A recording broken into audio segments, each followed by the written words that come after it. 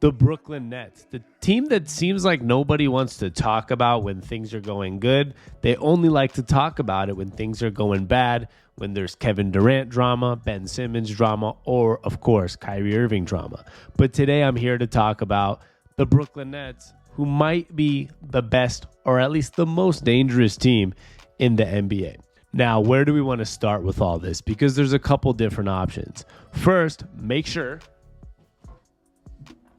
at Sammy on Tap on all platforms, SAMI on Tap. The sleepers to win it all, the Brooklyn Nets. That's where we start. Hit me up on any platform. Instagram DMs are always open. But the sleeper team to win it all, the Brooklyn Nets. Now, things aren't perfect, and they've never been perfect in Brooklyn, and we all know that. But the Brooklyn Nets last night got a win over the Wizards, or whatever night you've been watching this, and now they're one of the hottest teams, if not the hottest team in basketball. Now, what's really tough about the Nets is really where do we begin? How good Kevin Durant's been playing, how good Kyrie Irving's been ever since he came back from his suspension, or how good they've been under Jacques Vaughn, their interim head coach, who was the replacement for Steve Nash, who got fired early in the season. Now, he might be one of the most important pieces, but I don't know if he's the reason this is all happening. But the Brooklyn Nets are 15-6 under Jacques Vaughn. That is the best record in the NBA during that stretch. So obviously the whole idea the Nets had that Kyrie Irving once said, that we don't really need a coach, we need a guy that just knows how to ball and kind of talk us through things, that didn't work out. But this whole Jacques Vaughn thing, having a real coach, obviously did work out. And they've been one of the best teams in basketball. 15-6 under Jacques Vaughn is an extremely impressive thing to do for a team that literally had their coach fired that early into the season. There's also just a lot of stats that they've won, 11 out of their last 14 games, and they've won 9 out of their last 10, whatever the stats are. But the way they started off the season was pretty insane. They started off the season 9-10 with a losing record, and ever since then they've been 8-2, and they've been playing just really good basketball. And of course, Kevin Durant's a huge part of that. So we have to talk about Kevin Durant. This season, Durant's averaging 30 points per game, 7 rebounds, 5 assists. He's shooting 56% from the field, 34% from three, 92% from the free throw line. And he has the best field goal percentage by a player with 30 points or more per game. They're now 4th in the East. They've climbed up those standings for a team that was like the 9th or 10th seed to now 4th in the East. Kevin Durant's leading the league in points. He's leading the Nets in points and assists. MVP status, Kevin Durant.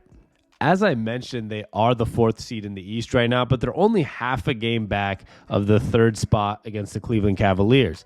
So this team just keeps getting better. Now they're still 4.5 out of first place for the Celtics and 3.5 out of the Bucks, but they've been playing so good that they've caught up from the 10 seed to this point. And probably before you know it, in the next week or two, this team's going to probably be the 3 or even the 2 seed. And during the last 9 games, they've been pretty much unstoppable. They lost to the best team in the East. That's the only loss they had. It was the Boston Celtics, which is, I guess, understandable. You'd want to see them beat them if that's a team they have to get through to get to a finals. But they beat Portland, Orlando, Washington, Toronto, Charlotte, Atlanta, Indiana, and then Washington again.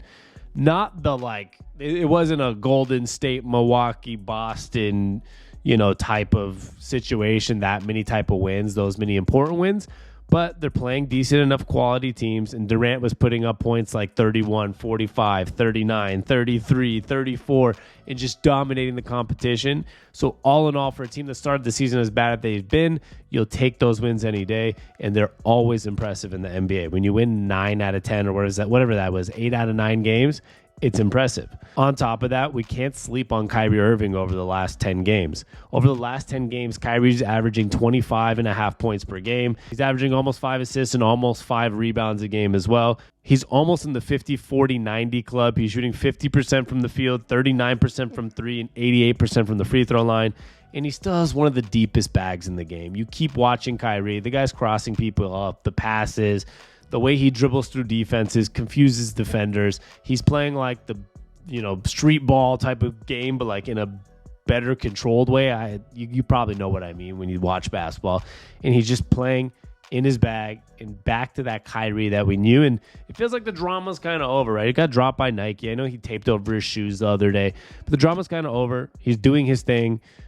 He's apologized for what he had to apologize for, and now he's back to balling. Can't forget Ben Simmons, who hasn't been playing amazing basketball, but he's played in 5 out of their last 10 games, and he's averaging 8 points, 6 rebounds, almost 6 assists, shooting 70% from the field, doing what they ask of him. And I think this is the most underrated part about Ben Simmons, that people want to probably hate on him a lot when they see his statistics, knowing he's supposed to be a superstar. But he plays good enough basketball on the defensive end, and on a team with Kevin Durant and Kyrie Irving, what you want from a third guy is a guy that's going to be willing to play defense, get you rebounds, get you assists, and only score when he needs to score on fast breaks, wide open layups, etc., etc. Now, it'd be nice if he could hit a jumper, or if he can play a little better, fine. But he's doing enough right now to be a contributor to this team. All in all, they're my sleeper to win the NBA Finals right now. I just don't see a team that's as good as they can be if all their players are clicking on the right cylinders. Now, the hard part with them is Ben Simmons has been in and out every single year. Injuries, whatever, mental health, whatever it may be. I don't say whatever as in mental health is whatever, but I say it as in whatever it is. He hasn't been on the court for full seasons over and over again. Kyrie Irving always gets hurt late into seasons. He's missed a lot of postseason time. He's missed a lot of season time. And Kevin Durant, as well, has missed a lot of time due to injury, and has a lot of little nicks and knacks of injuries that happen. But when this team's healthy, it's full of ballers, especially Kevin Durant and Kyrie Irving. They might be the two most gifted and natural, just like hoopers in the NBA that just like to hoop, right? Like, they like basketball. They're not playing basketball just because it brings them money, but they're just like hoopers. Like, Kyrie's a pure in his bag, crossovers, the way he dribbles through defenses is pure, and Durant's a pure scorer, like one of the most pure scorers we've ever seen in the entire history of the game. So it's been really exciting to see this team actually be good, and I thought it'd be one of those people that actually talk about them when they're good, not just when there's drama. So there it is. My sleeper right now, the Brooklyn Nets, and I want to know what you think. Let me know in the comments what I should do next. As I showed earlier, Sammy on tap, SAMI on tap. Make sure to follow me everywhere, especially here. Like, subscribe, hit the bell button, and don't forget, DM me on Instagram if you want to talk or give me suggestions for my next video. I'm open DMs. I'll take a few days to answer maybe sometimes, but hit me up there. Much love, and I'll be back soon. Peace. Help me get to 5K, baby.